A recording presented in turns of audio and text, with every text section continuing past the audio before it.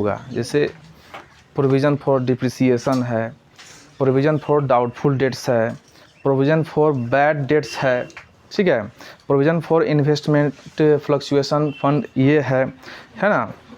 तो ये सब चीज़ें EPF है, EPF वन नहीं बढ़ता था, EPF नहीं बढ़ता था, ये ट्रांसफ़र होगा, एम्प्लॉय प्रोविडेंट फंड ट्रांसफ़र होगा, ठीक है। स्पेशल है जो स्पेशली किसी भी संपत्ति के लिए अथवा हानि को बेयर करने के लिए बनाया गया है, उसी को ना कहा जाता है स्पेशल।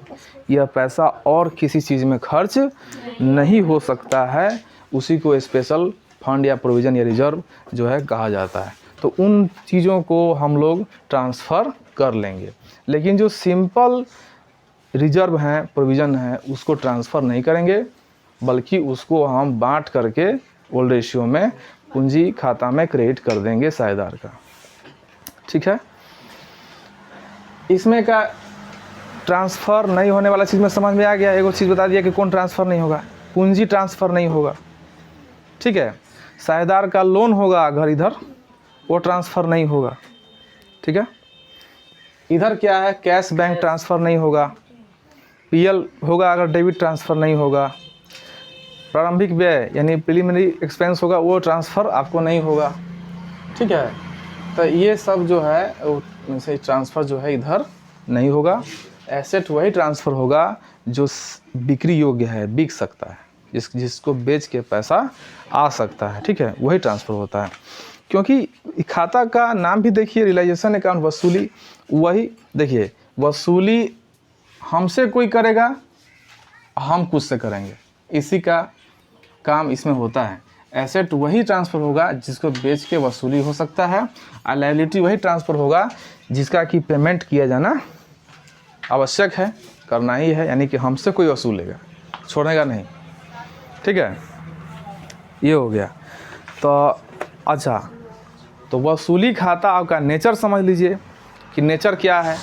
यह है नाम मात्र खाता। अब क्यों बनाया जाता है? वसूली खाते का उद्देश्य है कि साझेदारी के विघटन पर होने वाले संपत्तियों से वसूली एवं दायित्वों के भुगतान पर कुल मिलाकर कितना हानि या लाभ हुआ, इसकी जानकारी प्राप्त करने के लिए रियलाइजेशन अकाउंट यानी वसूली खाता बनाया जाता है।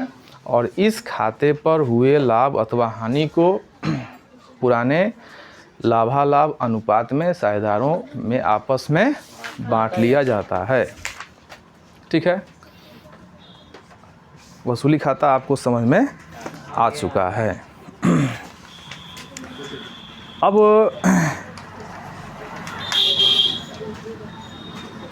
अगला प्रोसेस समझिए।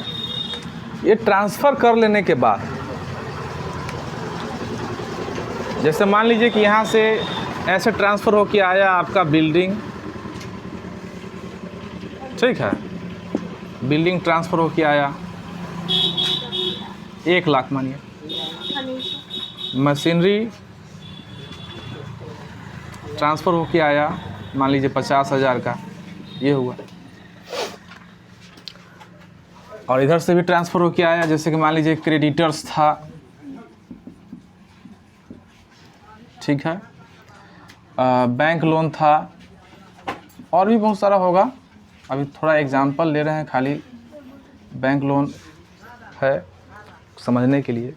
ट्रांसफ़र करने के बाद में अब जो क्वेश्चन पढ़िएगा तो क्वेश्चन में दिया रहेगा कि बिल्डिंग को 12,000 में बेचा गया, या 8,000 में बेचा गया, या 9,000 में बेचा गया, या 10 के 10,000 में बेचा गया, या 1 लाख में बेचा गया, जो भी चीज़ दिया रहेगा।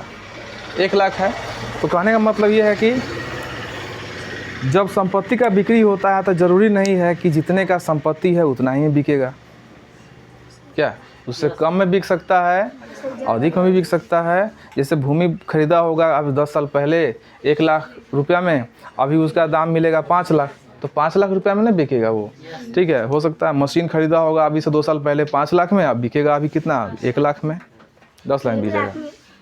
मैंने मशीन कभी मशीन ज़्यादा पर नहीं बिकता है, वो तो डिप्रिसिएशन कटेगा, हरास होगा, ख़राब हो जाएगा, पुराना हो जाएगा, क्या तो कम पर होगा।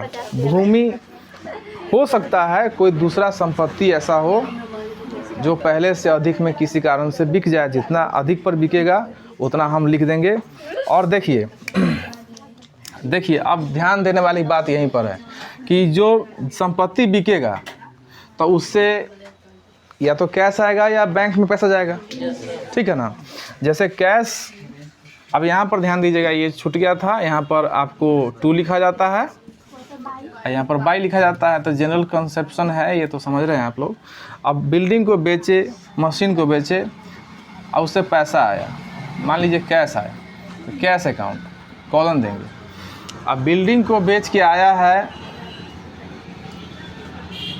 मान लीजिए 90,000, ठीक है, और मशीनरी 50,000 का था, मान के चलिए कि 20,000 में बिका। नहीं, जो चीज़ बिकेगा ना तो बाई कैश या बाई बैंक करके आप लिख देंगे, और पूरा टोटल योग करके यहाँ 90,000 और 20,000 कितना हो जाएगा, 1,10,000 यहाँ पर नोट किया जाएगा, ठीक है। उसके बाद में अब ये क्रेडिटर्स है, अब बैंक लोन है, ध्यान दीजिएगा क्वेश्चन में क्रेडिटर्स या बैंक लोन के बारे में पेमेंट करने के लिए तरीका लिखा अगर होगा कि चलो भाई ये क्रेडिटर्स ट्रांसफ़र हुआ था मान के चलिए 20,000, अब बैंक लोन था 80,000, ठीक है, तो क्रेडिटर्स मानने को तैयार है 18,000 पर, तो उसको इधर पेमेंट करेंगे टू कैश, ऐसे ही कॉलम दे देंगे,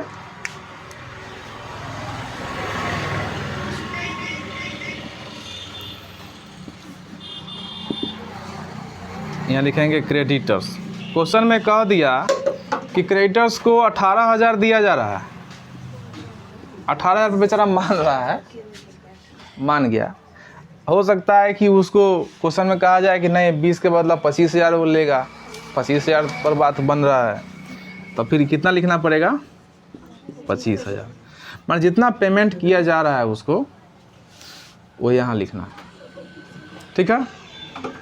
कभी कभी ऐसा स्थिति आएगा क्वेश्चन में कि क्रेडिटर्स के बारे में कुछ कहबे नहीं करेगा, कुछ नहीं कहेगा, तो ज़रा सोचिए कि आप खुद अगर बिजनेस चला रहे थे और आप लोग ने बिजनेस को बंद कर दिया, तो क्रेडिटर्स क्या पैसा लिए बिना मानेगा? एक जनरल थिंकिंग है, जब भाई भाई का हिसाब नहीं मानता है तो फिर बाहर का आदमी कैसे हिसाब माफ़ कर सकता है। तो बिना कहे हुए भी, मतलब क्वेश्चन में नहीं भी अगर कहा जाता है तो भी बिना कहे हुए फेस वैल्यू पर, यानी जितना पैसा ये लिखा हुआ है उसी पैसा का पेमेंट भी आपको कर देना है, ठीक है। अब बैंक लोन इसी प्रकार से होगा, कुछ नहीं कहा गया तो बैंक लोन का सेम अमाउंट जो है पेमेंट किया जाएगा, ठीक है, 80,000। अब मान लीजिए बैंक लोन पेड करने के लिए कह दिया होगा 85,000, तो 85,000 पेड करेंगे, फिर जोड़ के इसको लिखेंगे, ठीक है, तो कितना हो जाएगा ये 1,05,000, ठीक है, 1,05,000, ठीक है, हो गया। क्वेश्चन में आपको हो सकता है कहा जाएगा कि वसूली व्यय लिखिए, व्यय इधर लिखाएगा, ठीक है, टू कैश। अब मान लीजिए कह रहा है कि टू कैश क्या, वसूली का जो काम होगा उसमें खर्चा नहीं आएगा। अब एक के दिन में तो बहुत सारा बिजनेस का संपत्ति है, एक के दिन में तो नहीं बिक जाएगा, उसके लिए एगो छोटा सा रूम बना दिया जाएगा कि हाँ एक आदमी बैठा दिया जाएगा कि तुम बैठो यहाँ पर, और पार्टी आएंगे, पेपर में निकाल देते हैं विज्ञापन कि हमारा फला संपत्ति जो है बिकने वाला है, तो आप जो है वहाँ बैठिए, जो लोग आएंगे जाएंगे चाय पानी पिएंगे, और तो जो उसमें खर्चा आएगा वो तो रिलेशन कहीं हो सकता है बाइक से जाना ही हो, पार्टी के घर बुलाया हो तो, ठीक है, तो इसलिए ये एक्सपेंस आता है। बेचने में जो एक्सपेंस आएगा, रिलाइजेशन का जितना भी काम करने में एक्सपेंस आएगा, मान लीजिए ठीक है क्रेडिटर को पेमेंट करने के लिए क्रेडिटर के घर जाना पड़ा, जाने में जैसे 400 रुपया खर्चा लगा, गाड़ी का पेट्रोल जला, कुछ भी हुआ, तो वो सब खर्च जो हो रहा है उसको क्या कहा जा रहा है, रिलाइजेशन एक्सपेंस कहा जा रहा है, उसको यहाँ लिखेंगे, ठीक है, टू कैश अकाउंट। और यहाँ पर ध्यान दीजिएगा जितना भी व्यय आपका होगा यानी कि पेमेंट होगा, एक्सपेंस होगा, वो इस साइड में लिखा जाएगा, ठीक है। और जितना भी रिसीप्ट होगा, पैसा आएगा संपत्ति को बेच के हो, चाहे कोई पैसा दे रहा है आपको कैसे भी, तो यहाँ पर बाई कैश या बैंक करके लिखा जाएगा, ठीक है। और इसमें ख्याल ये रखना है कि ब्रैकेट में उस आइटम का नाम भी लिख देना ज़रूरी रहता है। क्या, तो यहाँ कैश आपने दिया किस चीज़ के लिए, तो रियलाइजेशन एक्सपेंस शॉर्ट में लिख दीजिए, मान के चलिए कि 1200 रुपया रियलाइजेशन एक्सपेंस दिया गया, उसको यहाँ लिख देना है। फिर यहाँ पर मान लीजिए कि पैसा कहीं से आया है, तो बाई कैश लिख के अब ब्रैकेट में उसको लिख दीजिए, ठीक है। तो इस तरह से करने के बाद तो बैलेंस करते हैं हम लोग, बैलेंसिंग फिगर निकालते हैं, प्रॉफिट या लॉस जानकारी हो जाता है, उसको हम पार्टनर जैसे बनाते थे रिवैल्यूएशन अकाउंट, जैसे उसमें हम बांटते थे लाभ अथवा हानि को, रिवैल्यूएशन लॉस या प्रॉफिट को, उसी तरह से रियलाइजेशन प्रॉफिट या लॉस को बांट दिया जाता है, ठीक है। इसमें सबसे ज़्यादा रिमार्केबल मैंने ध्यान देने वाला चीज़ क्या है, third party liability and special reserve fund provision, special reserve fund provision. वैसे आप यादें कर लीजिएगा, provision for doubtful debts, provision for bad debts, investment fluctuation fund, ठीक है, एम्प्लॉइज़ प्रोविडेंट फंड, ठीक है। ये सब चीज़ जो है, वर्कमैन कंपेंसेशन, वो भी जाएगा, वो भी ट्रांसफ़र होगा, वो भी ट्रांसफ़र कर देंगे, ठीक है।